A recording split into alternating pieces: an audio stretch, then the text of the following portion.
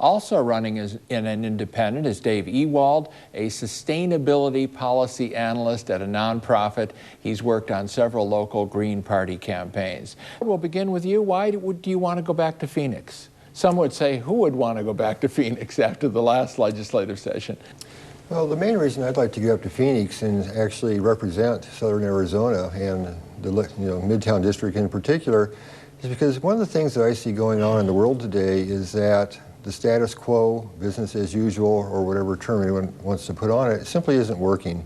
So we can't keep doing more of what hasn't been working. We need to start looking at fundamentally a different framework for moving forward, for becoming sustainable. It's the one rallying cry that seems to be common across the political spectrum is what we're doing now is not sustainable.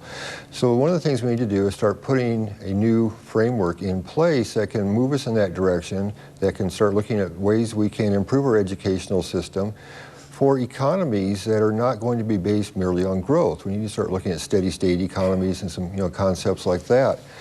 But also, because of my background in eco-psychology and looking at how sustainability has been functioning on the planet for a couple billion years now, looking at our commonalities and building those things together is one of the ways we can move towards that. Okay, thanks. Donna, how do we get Arizona back on its feet? Well, I think one of the ways we can get Arizona back on its feet is by being realistic about what Arizona has to offer as a desert economy. It's never going to take the place of Pittsburgh or any of the other areas like that.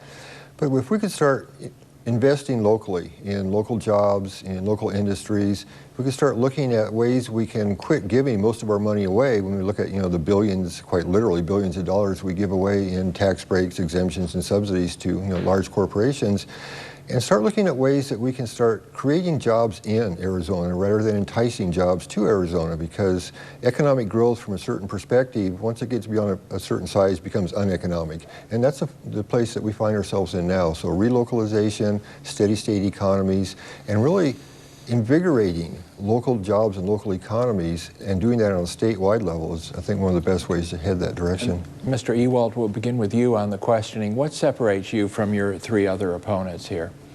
Well, I think probably the main thing that separates me, not just from my opponents here, but from politicians in general in today, is starting with looking at most of what's going on today, not only in politics, but in the economy and everything else. We spend most of our time slapping Band-Aids on symptoms. And we're unwilling to take a hard look at root causes and start seeing what we can really do differently when it comes to what all of these problems are stemming from. We've got problems of peak oil, dwindling energy supplies, resource depletion in so many other areas, global warming, biospheric toxicity, the collapse of an educational system, and it all goes towards supporting a way of looking at things from an elite perspective, from dominator hierarchies. There's all types of academic terms, but it's the way things have been for the longest time now, and everyone's pretty much afraid to challenge the status quo. And so what I'm trying to do is not just challenge the status quo, but actually offer a viable, pragmatic, affordable alternative to that. Okay. And the question is, what's been said in the campaign, perhaps, that you would like to set the record straight about yourself right now? Well, I think clear the record on anything? Clearing the record, to be honest with you, I'm not even too sure what to say to that one. Because the thing that I see happening quite a bit is that people really are starting to get sick and tired of being sick and tired of party politics. And they're looking for someone that not only has a vision for their future, that is going to work for more than just stopping the damage, but actually moving us in a fundamentally different direction where we can really start looking at increasing and improving our quality of lives and getting a system in place for Arizona that can then become a leadership example for the rest of the world. Politics in Arizona, of course, is so different than the rest of the country, but from a political party perspective, so much of what's going on in the country today can't be blamed on one party or the other. It has to be blamed on some fundamental assumptions that people make on how we see ourselves as a country, how we see ourselves as a people.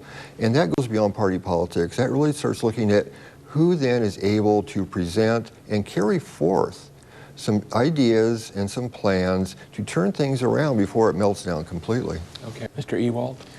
Well, I think the main reason people would be attracted to voting for me and what I could bring to the Arizona legislature is an answer to that question that we keep hearing more and more on so many people's, it's on so many people's minds today is, what do we do? What can we do?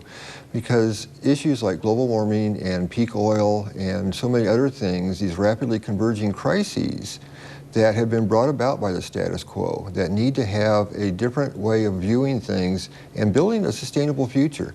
And there's relocalization is my platform plank, and for anyone who wants a lot more detail on that, because it's a concept that people need to understand, www.davefораrizona.org has all those details on there.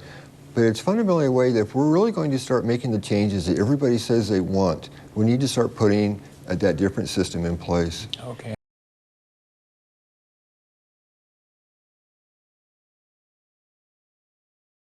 Finally, Navy veteran and former engineer Dave Ewoldt is an independent candidate. The former Green Party member says education and jobs are important issues, but his #1 concern is planning for tomorrow. My experience really is in developing sustainability and looking at how communities and states, regions can start putting the pieces in place to really develop a sustainable future. Claire Dwan, KGAN 9 on your side.